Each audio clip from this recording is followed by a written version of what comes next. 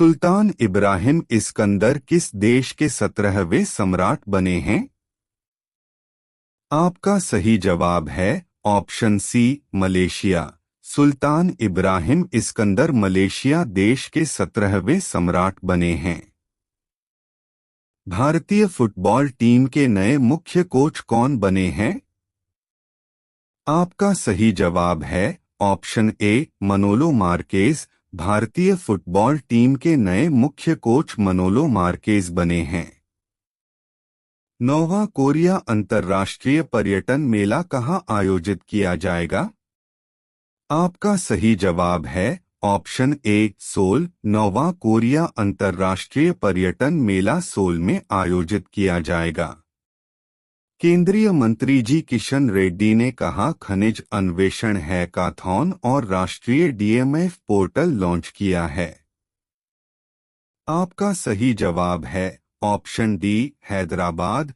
केंद्रीय मंत्री जी किशन रेड्डी ने हैदराबाद में खनिज अन्वेषण हैकाथॉन और राष्ट्रीय डीएमएफ पोर्टल लॉन्च किया है। किस राज्य सरकार ने मुस्लिम विवाह और तलाक पंजीकरण अधिनियम 1935 को रद्द करने का फैसला किया है? आपका सही जवाब है ऑप्शन ए, असम। असम राज्य सरकार ने मुस्लिम विवाह और तलाक पंजीकरण अधिनियम 1935 को रद्द करने का फैसला किया है।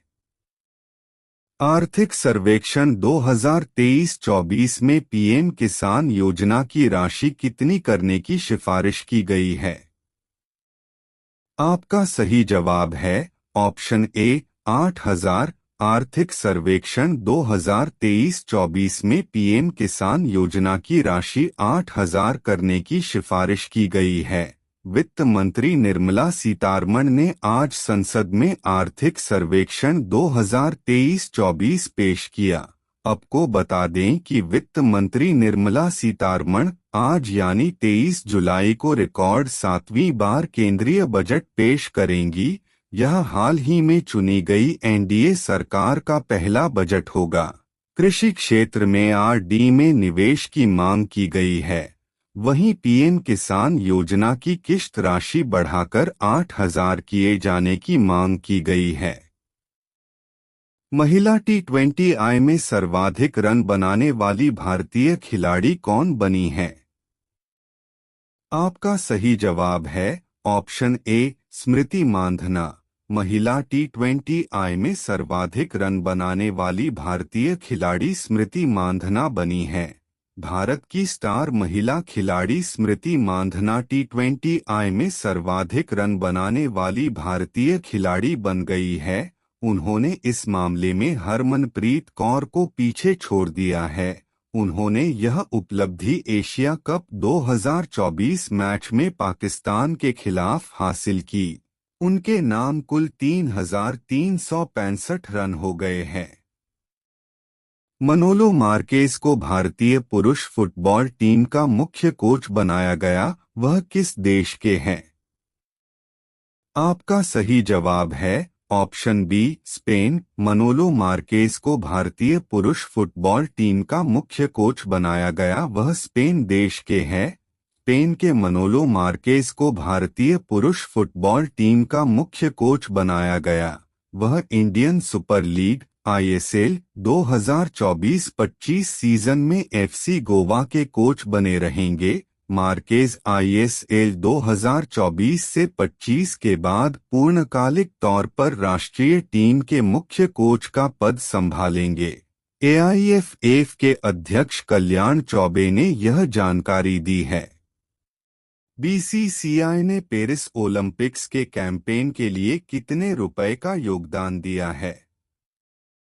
आपका सही जवाब है ऑप्शन डी, 8.5 करोड़। BCCI ने पेरिस ओलंपिक्स के कैंपेन के लिए 8.5 करोड़ रुपए का योगदान दिया है। भारतीय क्रिकेट कंट्रोल बोर्ड BCCI ने इंडियन ओलंपिक एसोसिएशन IOA को 8.5 करोड़ रुपए देने का फैसला किया है। BCCI के सचिव जय शाह ने सोशल मीडिया प्लेटफॉर्म X पर इस बात की जानकारी दी है। खेलों के महाकुंभ पेरिस ओलंपिक 2024 की शुरुआत 26 जुलाई से हो रही है और इसका समापन 11 अगस्त को होगा। आगामी नवंबर 2024 के चुनाव के लिए राष्ट्रपति पद की दौड़ से हटने के बाद राष्ट्रपति जो बिडेन ने राष्ट्रपति पद के उम्मीदवार के रूप में किसे समर्थन दिया? आपका सही जवाब है ऑप्शन सी, कमला हैरिस। आगामी नवंबर 2024 के चुनाव के लिए राष्ट्रपति पद की दौड़ से हटने के बाद राष्ट्रपति जो बिडेन ने राष्ट्रपति पद के उम्मीदवार के रूप में कमला हैरिस का समर्थन दिया। अमेरिकी राष्ट्रपति जो बिडेन आगामी नवंबर चुनाव के लिए राष्ट्रपति पद की दौड़ से हट गए हैं। उन्होंने 21 जुलाई 2024 को अपने सोशल मीडिया अकाउंट पर एक पत्र के माध्यम से घोषणा की। उन्होंने राष्ट्रपति पद के उम्मीदवार के रूप में उपराष्ट्रपति कमला हैरिस का समर्थन किया। 28 जून को पूर्व राष्ट्रपति और रिपब्लिकन उम्मीदवार डोनाल्ड ट्रंप के साथ बहस के बाद से ही नाम वापस लेने का दबाव बढ़ रहा था। कांवर यात्रा किस हिंदू माह में होती है? आपका सही जवाब है ऑप्शन डी, श्रवण। कांवर यात्रा श्रवण हिंदू माह में होती है। कांवर यात्रा हिंदू माह श्रावण, जुलाई से अगस्त के दौरान होती है, जिसे भगवान शिव की पूजा के लिए शुभ माना जाता है। कांवर यात्रा का प्राथमिक उद्देश्य क्या है? आपका सही जवाब है ऑप्शन डी, भगवान शिव को पवित्र जल इकट्ठा करना और चढ़ाना। कांवर यात्रा का प्राथमिक उद्देश्य भगवान शिव को पवित्र जल इकट्ठा करना और चढ़ाना है। कांवर यात्रा भारत में एक महत्वपूर्ण वार्षिक तीर्थयात्रा है जो मुख्य रूप से भगवान शिव के भक्तों द्वारा की जाती है, जिन्हें कांवरिया कहा जाता है।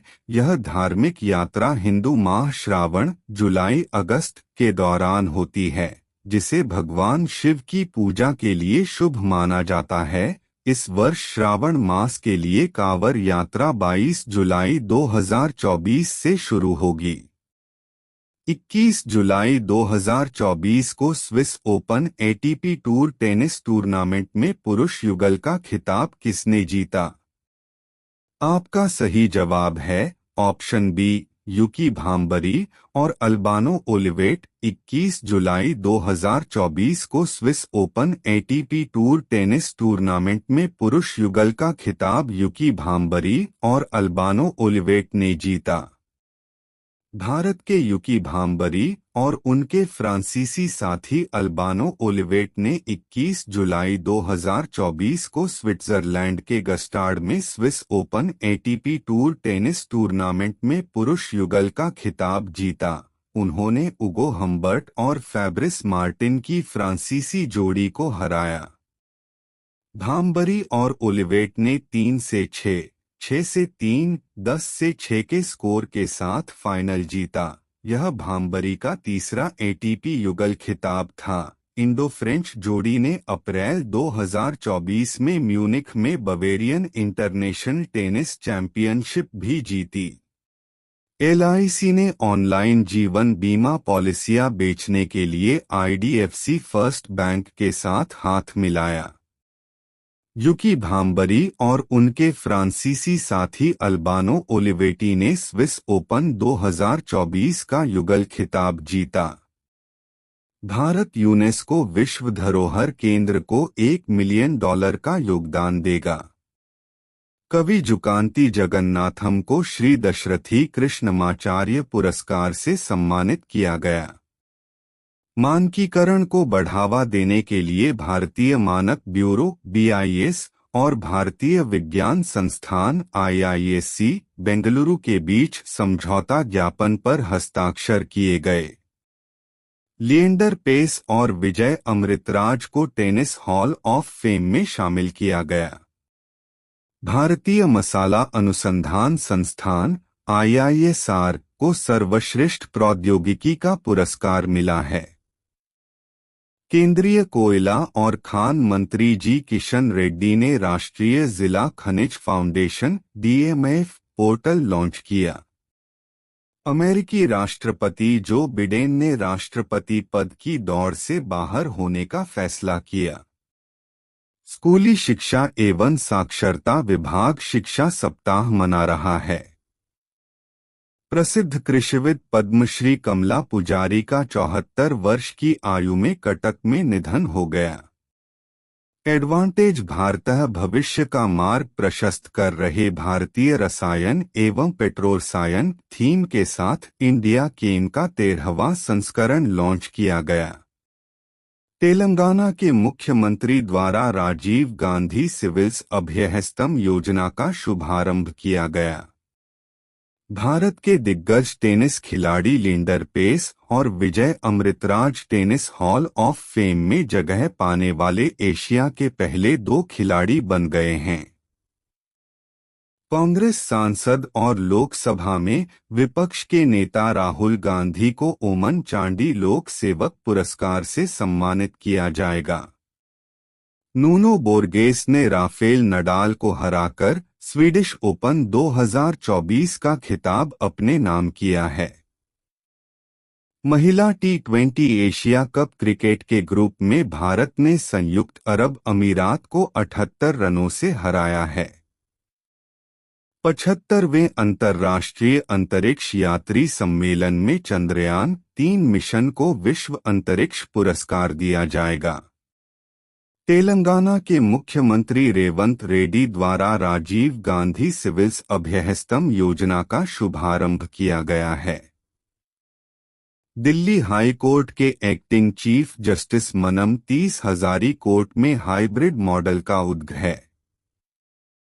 दिल्ली हाई कोर्ट के एक्टिंग चीफ जस्टिस मनमोहन ने 30 हजारी कोर्ट में हाइब्रिड मॉडल का उद्घाटन किया है। अमेरिकी स्पेस एजेंसी नासा ने मंगल ग्रह पर सल्फर मिलने की घोषणा की है। स्टार क्रिकेटर शिखर धवन को यूरोस्पोर्ट इंडिया ने भारत में मोटोजीपी के लिए अपना ब्रांड एम्बेसडर नियुक्त किया है। CIL को पहला मिनरल लाइसेंस मिला। 22 जुलाई को कोल इंडिया लिमिटेड CIL को ग्रेफाइट के प्रोस्पेक्टिंग और माइनिंग के लिए कंपोजिट लाइसेंस मिला। यह पहली बार है जब कोल इंडिया कोयले के अलावा ग्रेफाइट माइनिंग बिजनेस में भी काम करेगी। CIL को मध्य प्रदेश के अलीराजपुर में खट्टाली ग्रेफाइट ब्लॉक का लाइसेंस मिला। CIL का कंपोजिट लाइसेंस 1 साल और माइनिंग लीज 3 साल के लिए मिली है। CIL को राज्य सरकार को भेजे जाने वाले मिनरल के वैल्यू का 150.05% माइनिंग प्रीमियम देना होता है। ग्रेफाइट का इस्तेमाल बैटरी समेत कई एप्लीकेशन में होता है। भारत में इलेक्ट्रॉनिक व्हीकल (EV) को बढ़ावा देने के लिए ग्रेफाइट की मांग तेजी से बढ़ रही है। PR श्रीजेश इंटरनेशनल हॉकी से लेंगे संन्यास। 22 जुलाई को भारतीय हॉकी गोलकीपर PR श्रीजेश ने इंटरनेशनल हॉकी से संन्यास लेने की घोषणा की। वे पेरिस ओलंपिक में अपना आखिरी मैच खेलेंगे। श्रीजेश ने ओलंपिक 2020 में भारतीय नेशनल टीम के साथ गेम्स में हिस्सा लिया था। टोक्यो 2020 ओलंपिक में भारत की पुरुष हॉकी टीम ने ब्रॉन्ज मेडल जीता था। श्रीजेश ने इंचियोन 2014 और हांगझो 2022 में 2 गोल्ड समेत 3 एशियाई खेल पदक भी जीते हैं। श्रीजेश ने 2006 में भारतीय राष्ट्रीय हॉकी टीम के लिए डेब्यू किया था। श्रीजेश अपने देश के लिए कुल 328 हॉकी मैच खेल चुके हैं। PR श्रीजेश को 2021 में मेजर ध्यानचंद खेल रत्न पुरस्कार से सम्मानित किया था। वे 2021 में world games athlete of the year का पुरस्कार जीतने वाले दूसरे खिलाड़ी हैं। उन्होंने 2021 और 2022 में लगातार FIH goalkeeper of the year पुरस्कार भी जीते हैं। लिएंडर पेस और Vijay Amritraj hall of fame में शामिल।